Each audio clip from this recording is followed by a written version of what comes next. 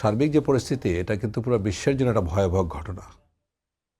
বাংলাদেশের জন্য যে বড় যেটা চ্যালেঞ্জ হবে সেটা হচ্ছে যে আমরা জ্বালানির জন্য, জ্বালানি শক্তির জন্য আমরা মূলত মিডল-ইস্টের উপর নির্ভরশীল।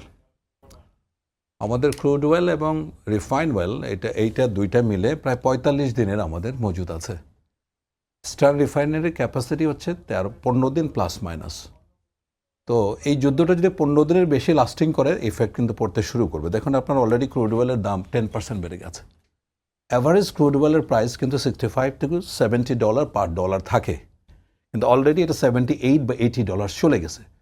এবং অ্যাপ্রিহেন্ড করছে অর্থনীতিবিদরা বা বিশ্ব বাণিজ্য যারা নিয়ে কাজ করেন যে এটা $100 পর্যন্ত পৌঁছাতে পারে। এটা কিন্তু ভয়াবহ একটা রেট।